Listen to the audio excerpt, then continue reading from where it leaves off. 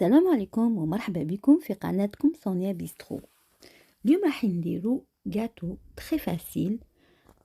ما فيش متطلبات بزاف وتم توجدوه.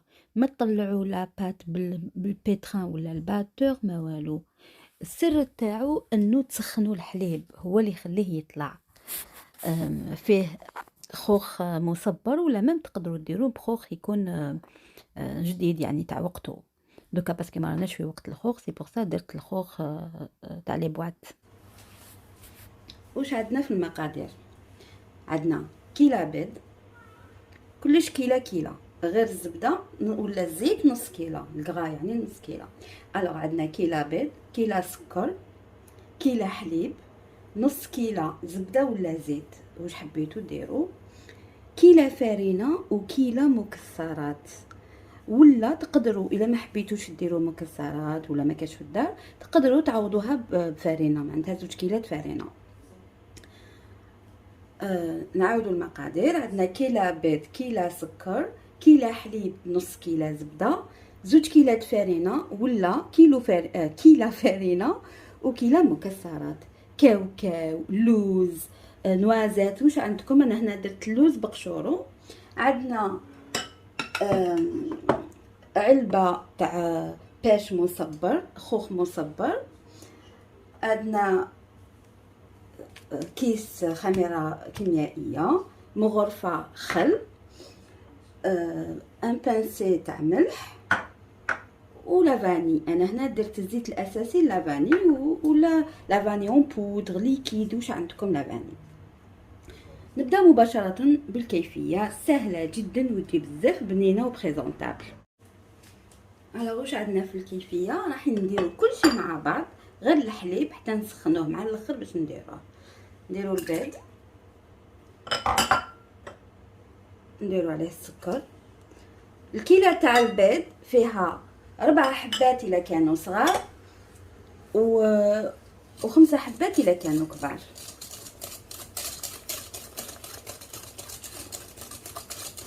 نخلطهم برك هكذايا.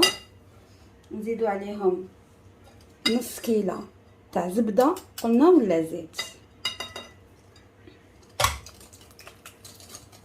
هكذا. نزيد عليهم مكسرات ولا فرينه، الكيله تاع المكسرات ولا فرينه والكيله تاع الفرينه هكذا. نكمل نخلطها هكذايا كامل مع بعض. نزيدو لافاني، انا قلت لكم هنا درت الزيت الاساسي لافاني.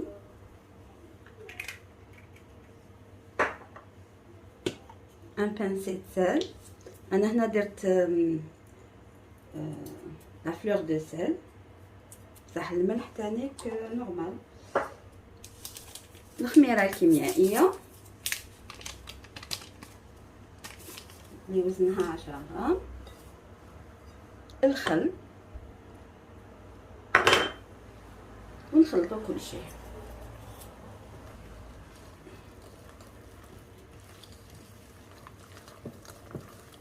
مكاش اسهل من هكذايا. ما تطلعوا البيض والسكر ما والو، غير تخلطوه هكذا. ودوكا في الميكرووند سخنوا مليح الحليب ومن بعد نضيفوه. لا غلطت في الكيلات تاع الفرينه، عندنا 2 كيلات فرينه وكيلا مكسرات ولا 3 كيلات فرينه. حتى شفت لا تيكستور باش بانت لي بلي غلطت، عندي 3 كيلات.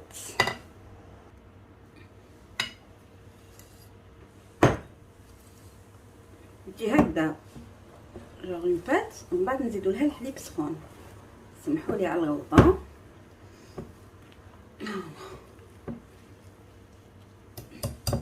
كي شفت لا تيكستور تاعها جاريه عرفت بلي غلط. دوك هكذا نسخن هاد الحليب، نسخنه مليح ومن بعد نضيفه لها. هاوليك بعد ما سخنتو راهو يغلي. دوكا نفتحو به هذاك لو غاتو. على هذيك ما نطلعوا البيض ما والو، على خاطر هاد الحليب اللي راهو هكذا يغلي هو اللي يخليها تجي خفيفه وهشه كما يقولوا.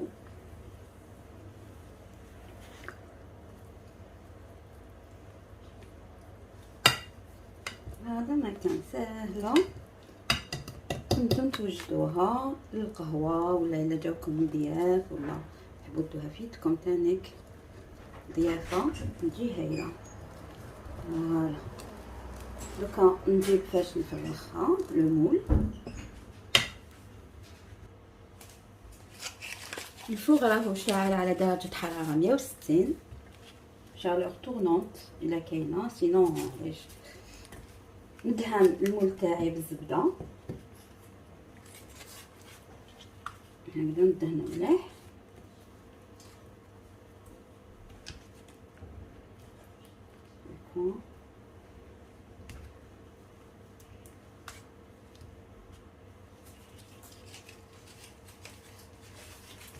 ودوك نفرغ الخليط ديالنا.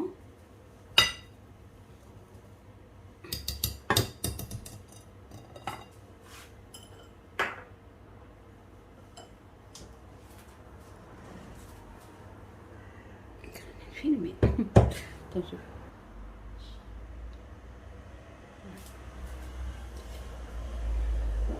فيريفيتي لا راني نفيلمي باسكو بارفوا نلقى روحي ما فيلميت والو. نفرغ كامل، نجيب سباتول نحي بها هذوما.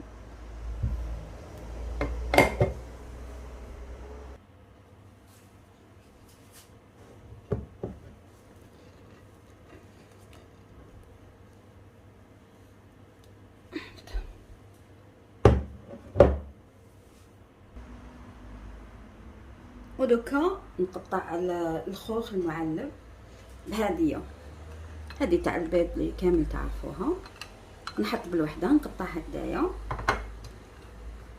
ومن بعد نرفدهم كيما راهم هكا.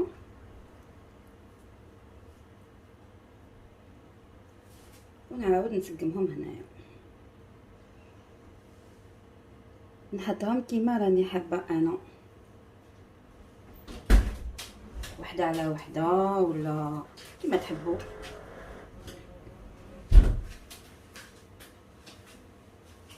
هايلك بهذه الكيفيه نكمل ومن بعد نوريكم واش خرج عندي هكذا باش ما نطولوش الفيديو بزاف.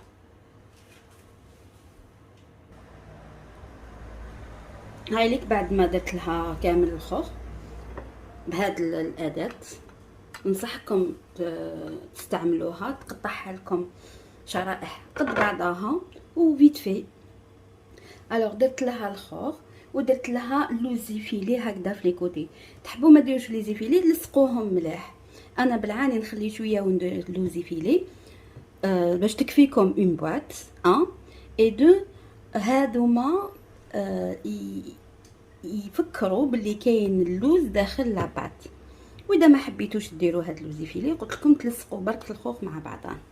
هاي لك دوكا ندخلها الفوغ اللي سخنته من قبل. كي بديت ندير في الوصفه سخنته 160 درجه، ندخلها طيب ومن بعد نقولوا شحال خدات. وهذا هو لو غاتو ديالنا بعد ما طاب، خدا لي 45 مينوت. المهم كي تدخلوا الموس ولا كوردون يخرج لكم ناشف اعرفوا باللي راهو واجد. وهذه هي، وهكذا ما بقى لي غير نقول لكم الى اللقاء في فيديو اخر ان شاء الله. سلام.